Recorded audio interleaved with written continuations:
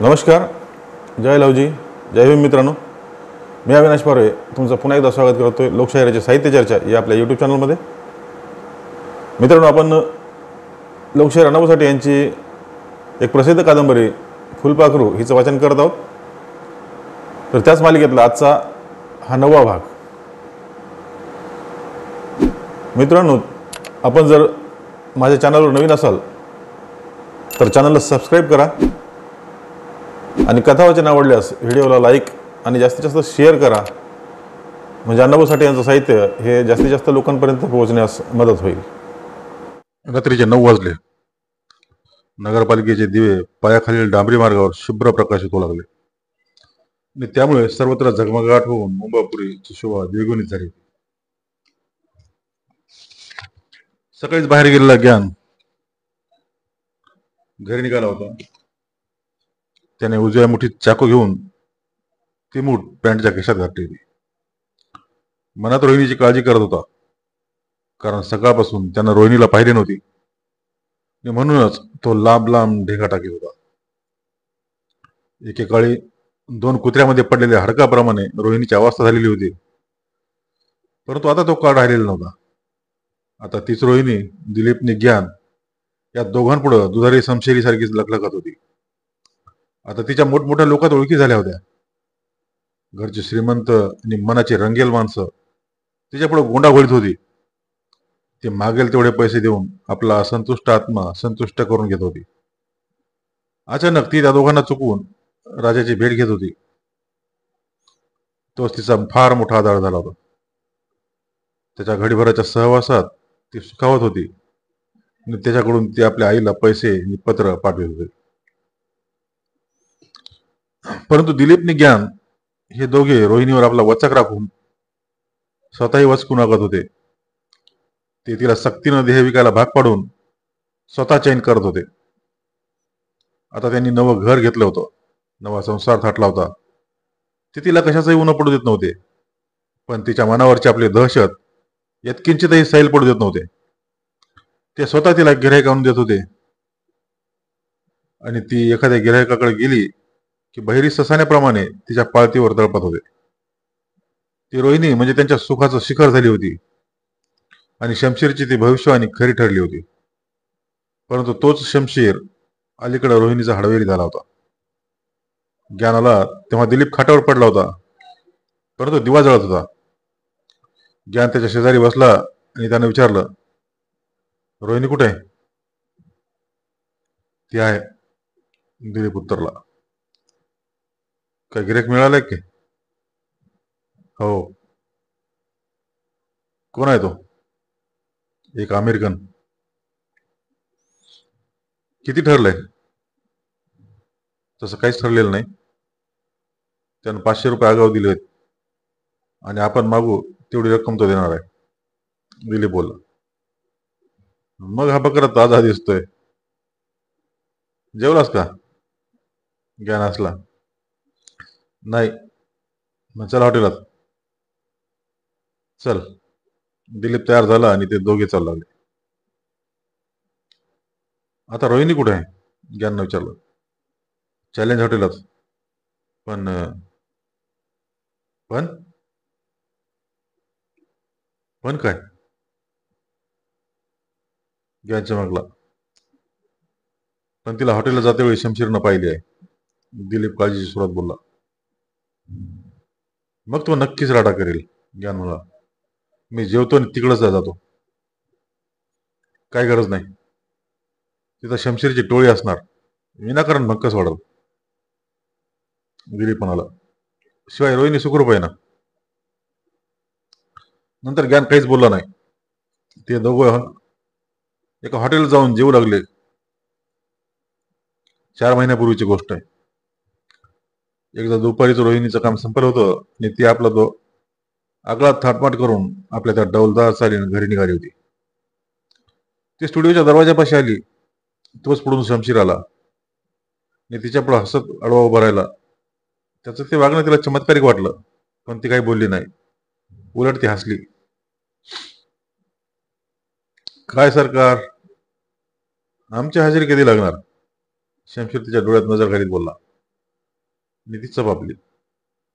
परंतु पुन्हा लटकत हसत म्हणाली, हजेरी आणि तुमची कुठं लावायची?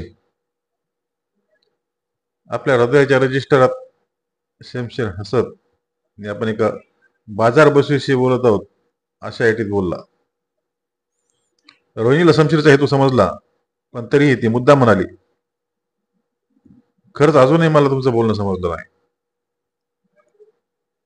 फार बळी होऊ नको, मी शमशीर आहे. तो गंभीर होऊन 10 वाजत म्हणाला. मग आता स्पष्ट ऐकून घे. आजपर्यंत पुष्कळांनी मजा मारली आहे, मग मीच काय गुन्हा केलाय? बोल, काय घेणार? काय घेणार हे कशाचं?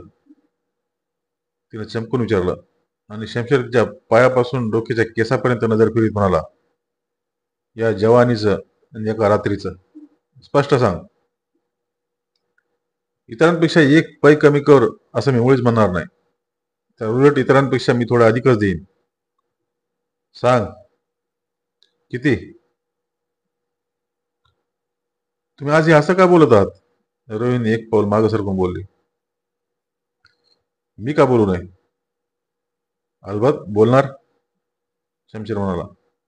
तुझ्याकडे जो माल आहे तो मला हवा आहे, आणि फुकट नव्हे तर विकत हवा आहे. तेव्हा मी त्याची किंमत विचारित आहे. असं तर काय तुम्हाला माझा माल हवा आहे? रोहिणी किंचित चिडकी आवाजात म्हणाली. परंतु तो माल माझा आहे. तो कधी विकावा, कुणाला विकावा हे माझ्या मर्जीवर अवलंबून आहे. कारण माझी मुक्त्यार मी आहे. साफ खोटा आहे. तुझ्या सरमुक्त्यार दिलीपने ज्ञान आहेत, आणि मी त्या दोघांशी सुद्धा तुझा सौदा करू शकतो. ते माझा शब्द मोडणार नाहीत, कारण मीच त्यांना मार्ग दाखवला आहे. म्हणून त्यांनी तुला आणले आहे आणि पैशाच्या सागरात स्वैर सोडून दिले आहे. म्हणजे हा जो तुझा थाट आहे ना, आणि जो तुझा दिमाग आहे, तो या गरीब शमशीरमुळेच, हे तू बी विसरू नको. तूही आता लक्षात ठेव. रोहिणी एकदम आरेतुरेवर येऊन म्हणाली, मी इकडे काय वाटेल ते करेन, पण या जन्मी तरी मी तुला आपल्या खेटाजवळ उभं करणार नाही. ठीक आहे, मग तूही लक्षात ठेव. शमशेर संतापून म्हणाला, तू माझ्याशी जिद्द करून आपल्या पदरात निखारा बांधून घेतलास, पण तुझा तो पदर कसा जळतोय ते पाहत राहा. ते मी पाहीन, त्याची तू काळजी करू नको, रोहिणी म्हणाली. आणि निखारीच्या पंक्तीला बसू नको.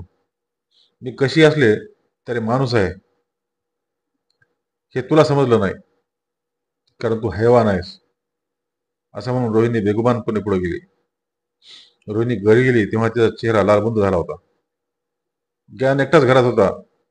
त्यानं रोहिणीकडे निरखून पाहिलं आणि आज काहीतरी घडलंय असं त्याला संशय आला. तो शांतपणे म्हणाला, रोहिणी, काय झालं?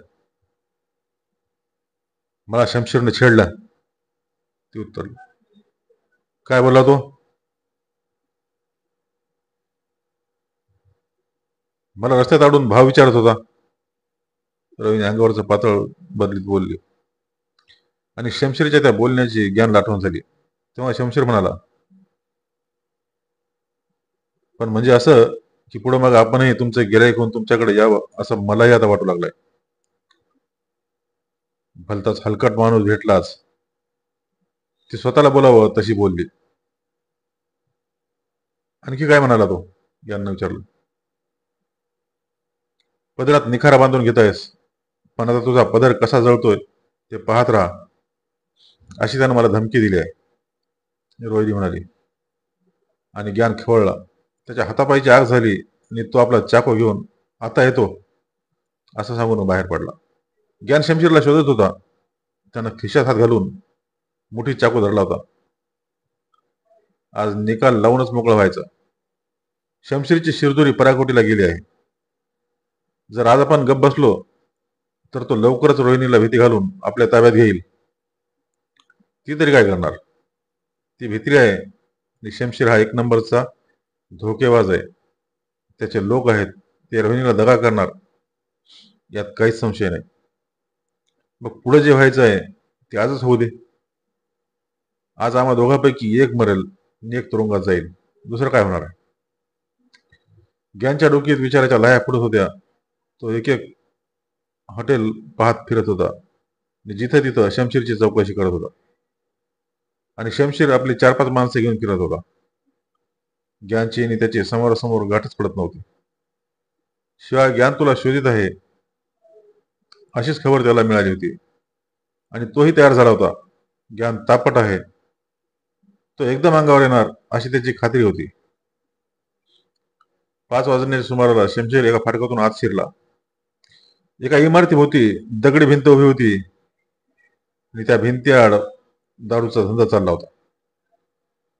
शमशेर तिथं आलेला पाहताच 2 पोरं सलाम करून आली. त्यापैकी एकानं पळ जाऊन सोडा आणला आणि एकानं बाटली शमशेर पुढे ठेवली.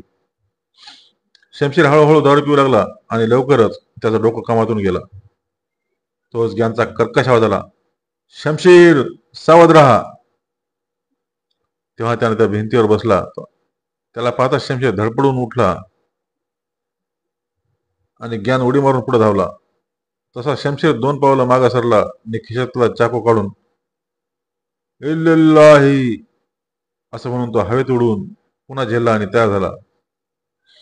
आणि लगेच ज्ञाननेही आपला चाकू हवेत उडून गपकन झेलला आणि ओरडला, आवाज. ते दोघे 2 चाकू घेऊन एकमेकापुढे उभे राहिले.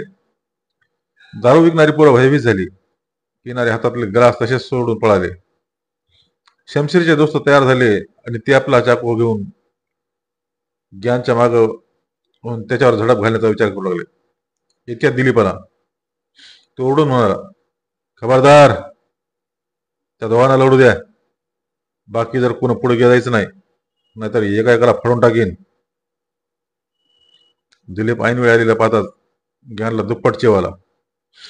त्यानं गरकर शमशेरवर झेप घेतली आणि वार केला. परंतु सराईत शमशेरनं त्याला बगल देऊन तो वार चुकवला. फक्त त्याचा सदरा चिरला गेला आणि क्षणात किंचित उसंत घेऊन शमशेरने एक गाव घातला. परंतु ज्ञान वाघासारखा उडाला आणि तो शमशेरचा पाय चावा घ्यायला लागला. धाव घ्यायला, थांबा, हातावरा. महिन्यात धावत येऊन दोघांमध्ये उभा राहून म्हणाला, अरे अरे अरे, हे काय? तुम्ही शहाणे लोक, तुम्ही माझ्या धंद्यावर राडा करून मलाही लटकावणार की काय? बंद करा पाहू ते, बंद कर चाकू. नंतर इतर लोक मध्ये पडले. काहींनी शमशेरला बाजूला घेतलं तर काहींनी ज्ञानला शांत केलं. दिलीपने त्याला बाजूला घेतला. मग ते पेटलेलं वातावरण शांत झालं.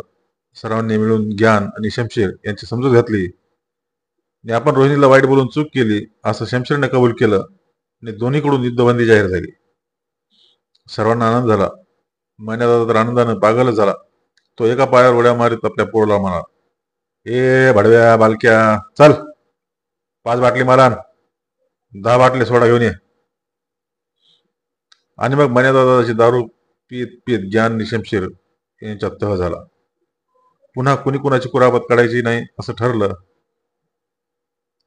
नंतर रात्री 12 वाजता दिलीपने ज्ञान विजय होऊन घरी गेले. एक भयंकर रक्तपात तात्पुरता टळला होता. परंतु शमशेर हा धोकेबाज आहे. तो बोलल्याप्रमाणे मुळीच वागणार नाही याची त्यांना कल्पना होती. तो कधी ना कधी विसर पडून घात करील अशी त्यांची खात्री होती.